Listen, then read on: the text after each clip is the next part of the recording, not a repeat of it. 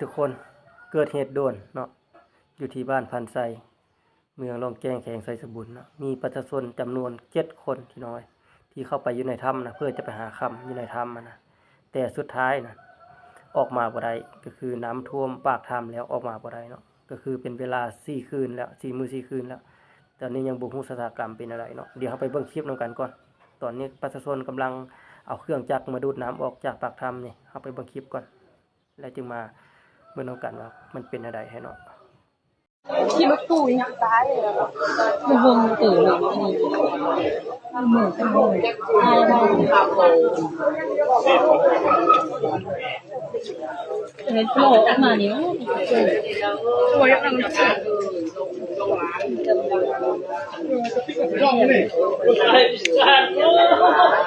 นี่น้ำอายบ่เข้ม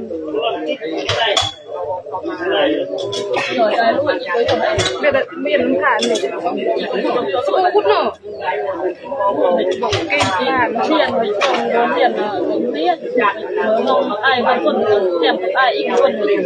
นานแล้วจะเรียนประเด็นนั้นเนี่ยเป็นน้องแค่อีกไม่รู้ปีนอนได้นายปีนอนนั่นแหละเยอะๆละจะพูดอีกจะพูดเยอะอยู่ได้เลย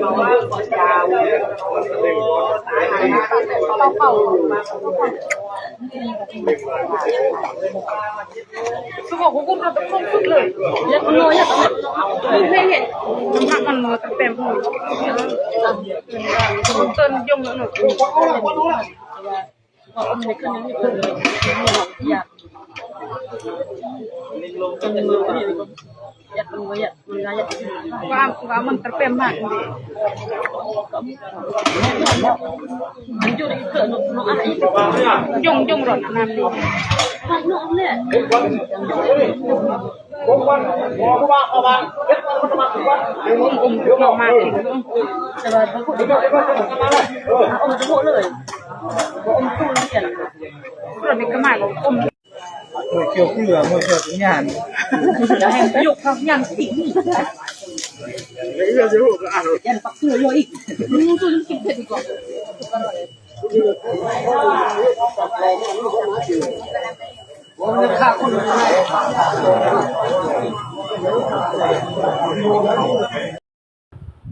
อันนี้คือเป็นคลิปเหตุการณ์ที่ประชาชนเนาะกำลังหาวิธีช่วยเหลือผู้ที่ติดอยู่ในถ้ำมันออกมาบ่ได้เนาะก็คือกำลังเอาจักรพ่มน้ำออกจากปากถ้ำเนาะก็คือจักรนี่ก็มันเหมือนเป็นจักรเครื่องเดียวน้ำมันมีหลายอยู่ในปากถ้ำนะคือสิออกเลยนะเป็นมือ2 มือหมดแล้วก็สิออกหมดประชาชนมารอทาเนาะพ่อแม่พี่น้องเขาเจ้านะมารอทาเบิ่งเนาะก็คือเป็นน่าสงสารเลยพ่อแม่เขาเจ้ามาทาแบบนี้นะรอคอยเบิ่งลูกว่าสิยังมีชีวิตบ่หรือบ่มีเนาะอันนี้เนาะชะตากรรมเป็นอะไรยังบ่ฮู้เพราะว่าอยู่ในปากถ้ำน้ำตันมาแล้วเพราะว่าคนเข้าไปอยู่ในหูถ้ำนะหูน้อยๆเนาะเป็นหูลงไปนะเพราะว่าน้ำมันตันมาแล้วหูถ้ำออกมานะแต่คนที่ติดอยู่ในน้ำท่วมหรือยังบ่ฮู้เลยเนาะตอนนี้ก็ประชาชนพ่อแม่พี่น้องเนาะกำลังหาวิธีช่วยเหลือเพื่อจะเจาะเอาน้ำมันออกในปากถ้ำนะเพื่อจะเข้าไปหาคนเนาะออกมาสำหรับคนที่เข้าไปแบบนี้นะเขาเจ้าจะเอาเครื่องแนวอยู่แนวกินเข้าไปนำเนาะเพราะว่าเขาเจ้าอาศัยอยู่ในปากถ้ำเนี่ยเพื่อจะขุดค้นหาคำนะเพราะว่าเขาน้ำเขาก็จะเข้าไปกินน้ำเนี่ยเรื่องเปอร์เซ็นต์รอดชีวิตก็ยังหลายอยู่ว่าช่วยทันในช่วงนี้นะเพราะว่าพวกทีนี้เขาเวลาลงไปเฮ็ดค่ำเฮ็ดอย่างเข้าไปอยู่ในถ้ำนะเขาจะเอาเครื่องอุปกรณ์หรือว่าแนวอยู่แนวกินนะติดตัวไปน้ำเนาะฉะนั้นแหละเปอร์เซ็นต์รอดนะสูงถ้าจุกเอาน้ำเอาขันเนาะฉะนั้นจะให้เอาเครื่องจักรมาเพิ่มอีกจาก3-4 เครื่องเนาะ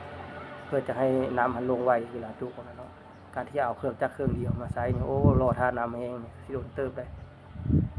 ก็จะให้มีหน่วยงานหลายหน่วยงานเนาะรีบเร่งเข้ามาช่วยเหลือเพราะว่าถ้าโดนไปอาจจะบ่รอดเนาะ